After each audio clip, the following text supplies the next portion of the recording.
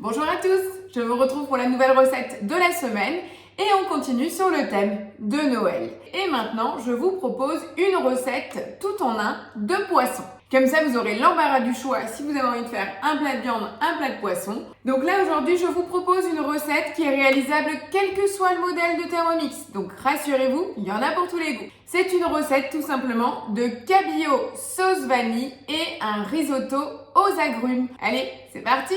Donc pour commencer, on va mettre 60 g de parmesan dans le bol. On rajoute le zeste d'un citron et d'une demi-orange. Donc là, je l'ai vraiment fait à l'éplucheur, j'ai vraiment les gros morceaux. Et on va mixer 10 secondes à la vitesse 10. On a donc notre parmesan aux agrumes. Vous voyez que les petits points orange citron. Au niveau aromatique, c'est juste fabuleux. Donc je transvase.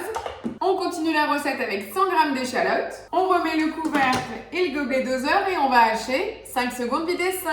On va bien entendu racler nos parois. On va rajouter 40 g de beurre, donc 25 g d'huile d'olive. Je mets cette fois-ci le couvercle mais sans le gobelet doseur. Et on part pour 3 minutes à 120 degrés, vitesse 1. Voilà, donc les 3 minutes de rissolage de nos échalotes viennent de finir. Et dans cette base-là, je vais rajouter 320 g de riz rond à risotto. Je remets à nouveau le couvercle sans le gobelet doseur et on part à nouveau pour 3 minutes à 120 degrés. Donc là, on va rajouter le vin blanc, mais je vous montre juste le résultat du riz. Vous avez vu la transparence? Donc là, on nous demande 100 g de vin blanc sec. Donc je l'ai pris un vin typique de chez moi.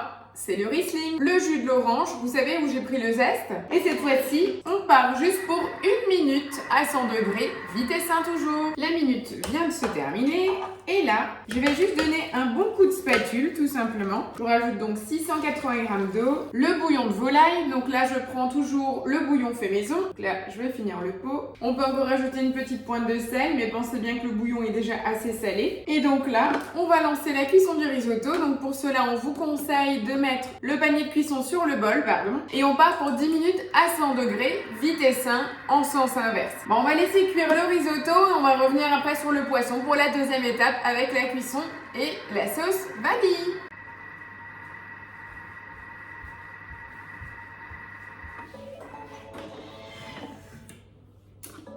Voilà, les 10 minutes de cuisson donc du risotto viennent de se finir. À la fin de la cuisson, pensez bien à vérifier en fait la cuisson de votre riz. C'est vrai qu'on partait pour 10 minutes, on a encore une étape après avec 2 minutes. Donc ça nous fait que 12 minutes de cuisson. Mon riz a besoin de 15 minutes, d'accord? Volontairement, je n'ai pas rajouté de temps parce que je voulais pouvoir vous le montrer. Donc je clique tout simplement, je reviens en arrière sur l'étape, sur les 10 minutes, je réduis et je vais rajouter donc mes 3 minutes de cuisson, toujours à 100 degrés, vitesse 1. Donc je remets mon couvercle. Voilà, donc maintenant mon risotto, la base est cuite. Je vais rajouter donc 80 g de crème fraîche à 35% de matière grasse. Et celle-ci, c'est la marque U. D'habitude, j'ai la crème professionnelle, mais là, j'ai trouvé au Super U, donc allez-y. Donc avec cette même crème, on va pouvoir faire son beurre maison, ses crèmes fouettées, sans aucun problème, puisqu'elle est bien à 35% de matière grasse. Donc après avoir ajouté la crème fraîche dans mon riz, je remets mon couvercle et mon gobelet doseur et je pars à nouveau pour 2 minutes 80 degrés, vitesse 1. Voilà, donc là on nous propose de laisser reposer 1 minute encore le risotto dans le bol. Vous savez bien qu'avec le bol inox, il y a encore une conduction de chaleur. Et après on nous demande de rajouter le parmesan. Donc moi je vous propose, c'est toujours mon habitude, vous faites comme vous voulez. On a donc notre parmesan aux agrumes. Je vais le verser directement mon risotto. Je vais donner un coup de spatule. Comme ça en plus si vous avez encore un petit excédent de liquide, ça va venir absorber le tout, le parmesan. On aura vraiment un beau côté aromatique. Au niveau des couleurs, on est vraiment sur quelque chose de très très beau. Vous allez le voir tout à l'heure quand je vais dresser. Et là, je laisse poser à nouveau mon risotto donc dans mon bol. Et après, je vais le transvaser dans mon thermoserveur. Voilà, donc la minute vient de passer. Je vais donc transvaser ça dans mon plat de service. Et maintenant, l'avantage du second bol, je réenchaîne. Donc dans la recette, ils nous disent bien de nettoyer le bol. Alors, on continue avec 80 g d'échalotes, les 2 gousses d'ail. On remet le couvercle et le gobelet doseur. Et on va tout simplement venir hacher les feuilles.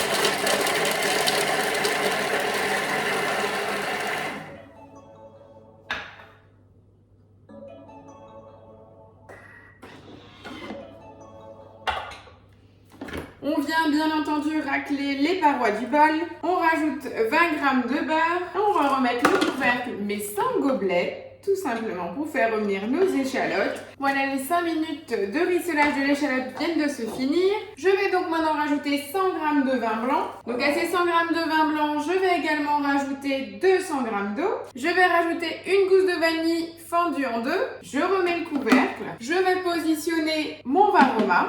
Donc on me demande de déposer 600 g de cabillaud. Donc moi, je les ai là, je les ai coupés en morceaux pour avoir juste la portion. Je vais quand même mettre un tout petit peu de salé de poivre sur mon poisson. Je mets le couvercle et là je pars pour un quart d'heure. Température Varoma, vitesse 1. Voilà, donc la cuisson du poisson vient de se finir. Mon dos de cabillaud est parfaitement cuit. On voit qu'il est en train de se détacher. Donc c'est vraiment la preuve de la cuisson. Je le maintiens et là on me demande de retirer la gousse de vanille. Je vais faire de la place. En fait je l'ai retirée et je vais venir gratter avec le dos de mon couteau pour récupérer les graines de vanille et je vais venir intégrer toute ma vanille dans mon bol.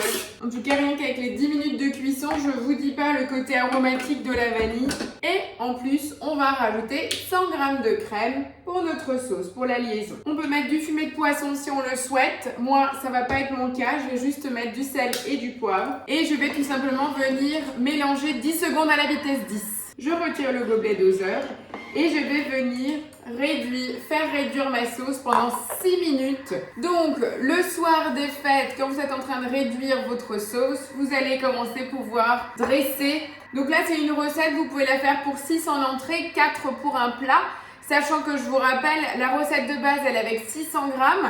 On a l'étage du Varoma qui est vide. Vous pouvez très bien monter jusqu'à 1 kg, 1,2 kg de poisson pour vous faire vraiment un morceau de 200 g de poisson par personne pour 6 adultes.